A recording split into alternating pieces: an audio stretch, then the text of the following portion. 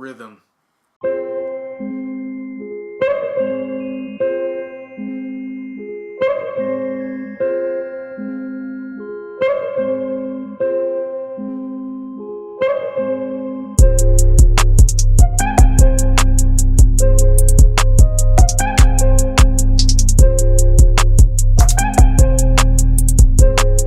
Welcome back. It's week 3. Week 1 and 2 went swimmingly. You guys have been amazing with the support. And everyone's getting better, which is the most important thing. Everyone's improving. This week we're talking about rhythm. Let's get right to it. Hit it and quit it. Alright, so hit it and quit it. Quickest way to program some trap drums. So you pick your tempo. I'm going to do 164. I then start my hi-hat.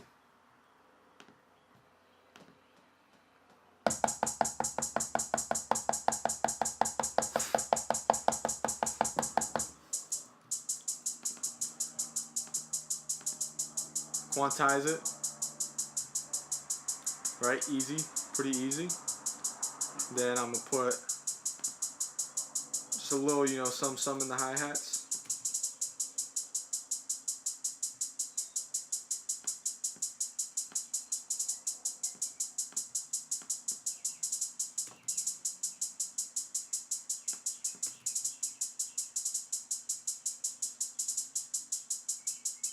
You can already hear the groove in just hi-hats. Whoa, whoa, whoa, whoa. Homeschool music, what?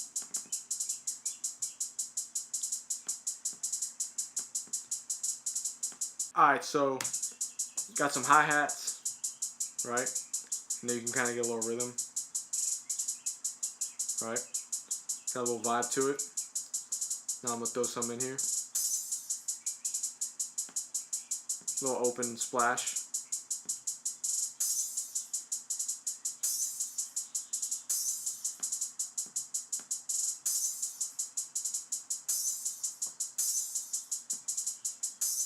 Pretty simple, right? Just a little splash.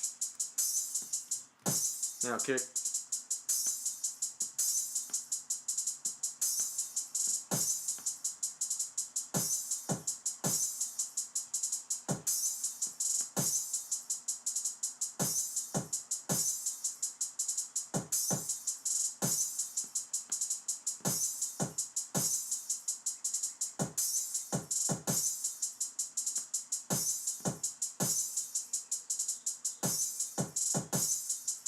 Right, real simple.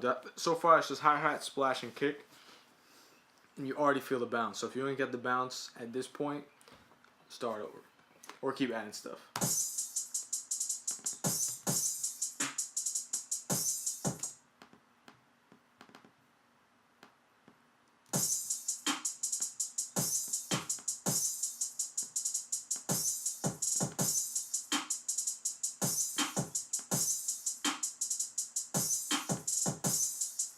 Now I'm going to add a second snare.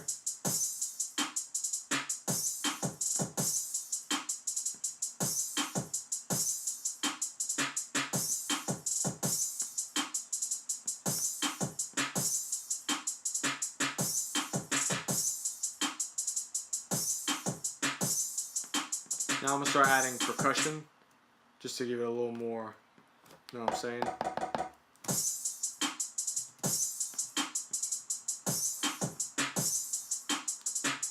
Can't go wrong with a bongo.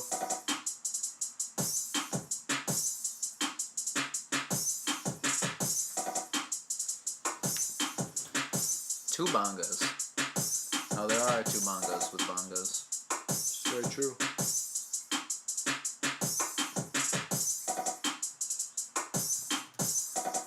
So now we've got a total of, what, 6 sounds? 7 sounds. There's already 7 sounds in here.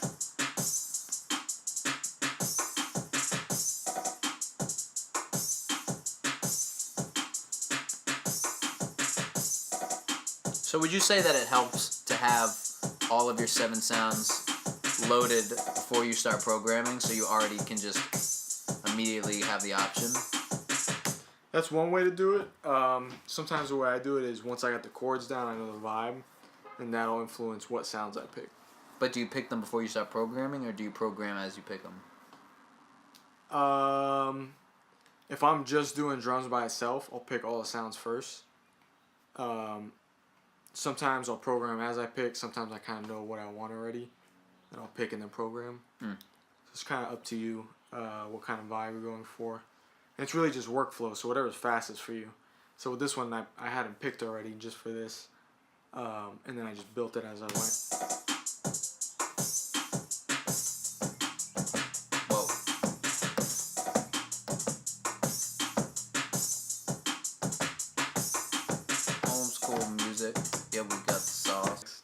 Alright, that was Hidden and Quit It.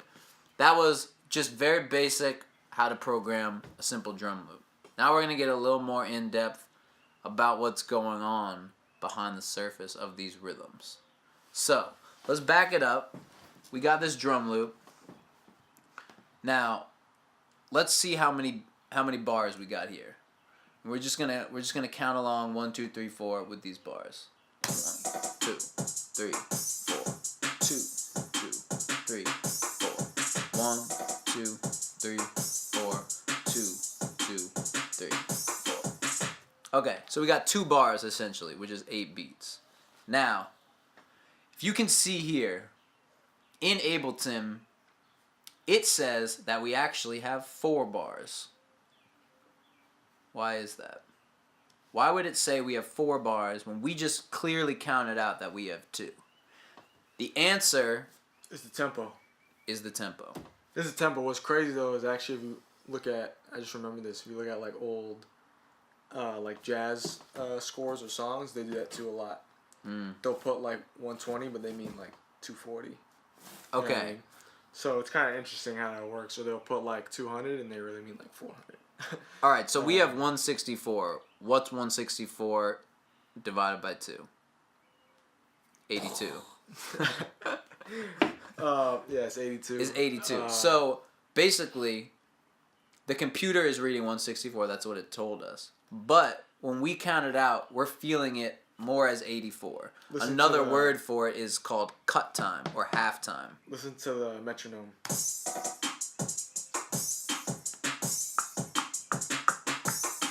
1, 2, 3, 4, 2, 2, 3, 4, 3, 2, 3, 4, 4, 2, 3, 4.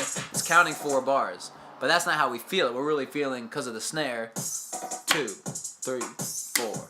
1, 2, 3, 4. Okay, so what's going on here? Why did we set the tempo to 164 and not to 82? The reason is that we're making a trap song and we know that 164 is a trap tempo. But why did producers start doing this?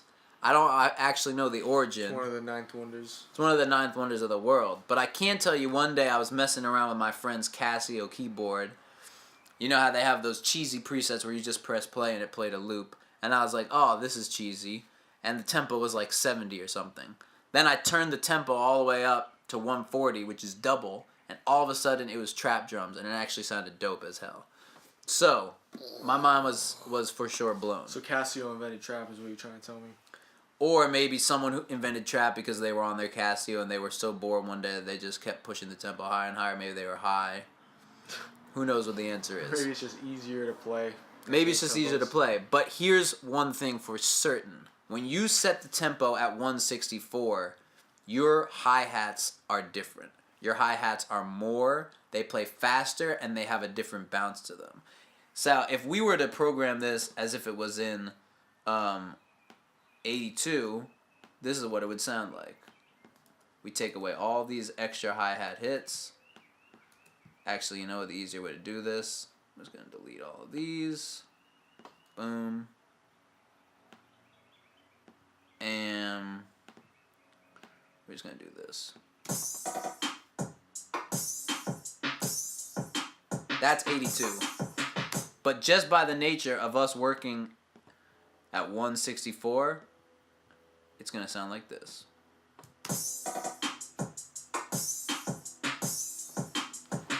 And this is where you get the feel. So even though these are quantized drums, they're mathematically perfect. We're getting a feel because what we have is we have double time hi-hats.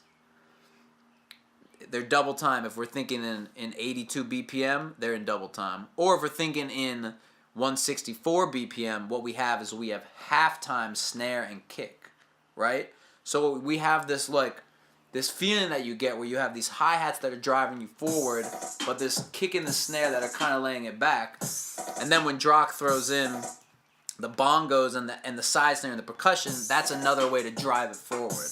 So you get this vibe that's like chilling, but it's also like amped up, it's piped up. You get both. And like if you watch people dance to trap music, there's a variety of cool dances you can do because they can feel it, they can decide to feel it in double time, or they can feel it in halftime with the snare. It's also easier to draw more notes when it's twice as fast. Right. I mean, then you get into 30-second notes, which is what is about to play here. And, 30-second notes on, if you were at 82 BPM, would sound different. They'd sound like 16th notes here. And look, the math doesn't matter at all. Like, the math isn't important. The important thing is how you're feeling the rhythm. Okay, so now Drock's gonna keep this loop playing, and he's going to mess with how we're feeling the song. So these little things like hi-hat rolls and side snares, that's really where a lot of the feel comes from. I mean, obviously your basic clap is always going to be kind of on, the 2 and the 4, but the kicks, the side snares, and the percussion tracks, that's where you're going to get all the variation, and the hi-hat rolls. So we're going to experiment a little with how we can change the feel of the beat.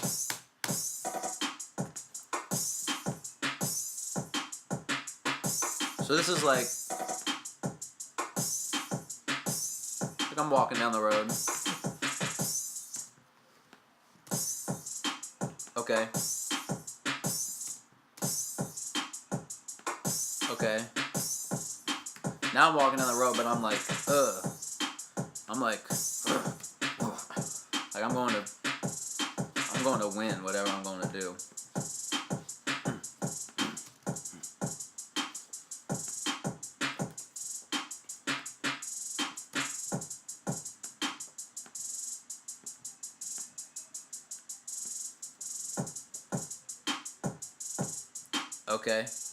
Okay.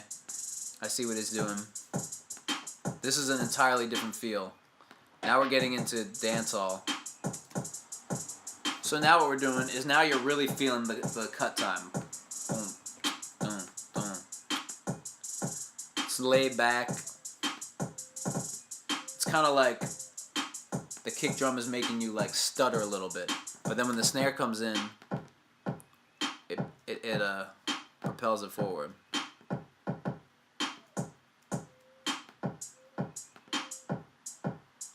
Okay.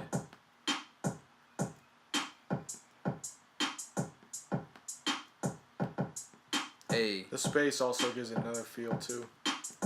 Yeah, so now it's not constant hi-hat, so now it's like we really feel the kick is more impactful now. The kick is what's driving it now, not the hi-hat.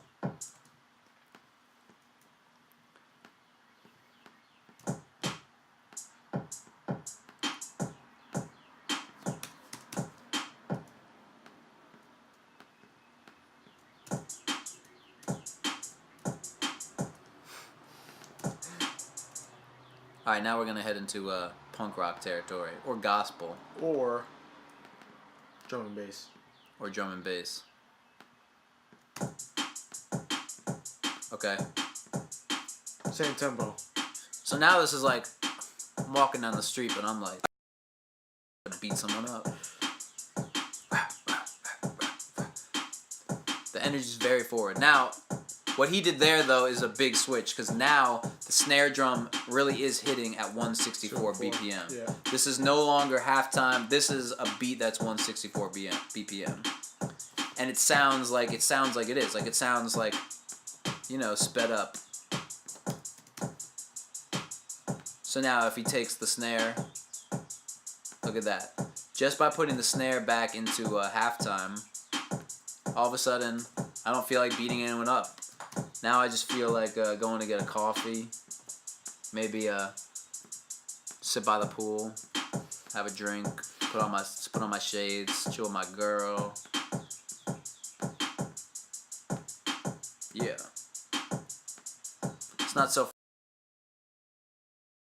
It's not so frenetic anymore. All right, now throw in some different hi-hat rolls to give us some different feels. So the hi-hat rolls, these can be used as sort of, you can think of them as like little bursts of energy, little emphasis, right? So you can have them lead into a snare to make the snare more impactful. You can have them lead out of a snare to make the kick more impactful. And depending on what you emphasize, it'll change the vibe of the song. So right now, he's going to add some... So you see how that makes the snare pop. But the first ones, there's a stutter at the beginning. There's like a little triplety dim. And that kind of pulls the energy back.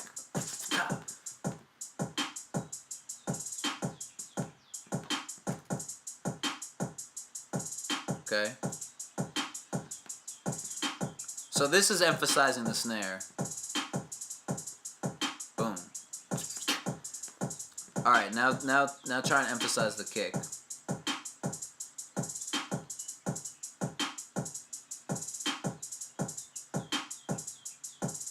All right, so now he's putting them on the.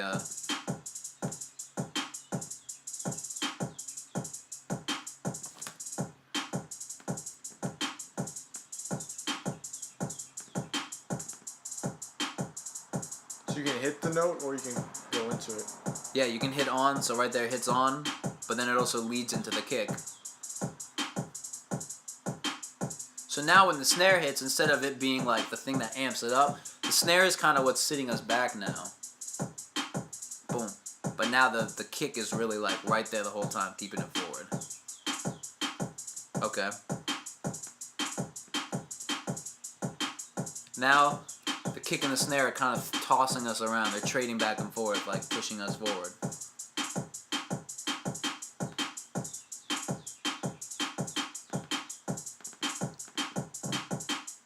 Whoa.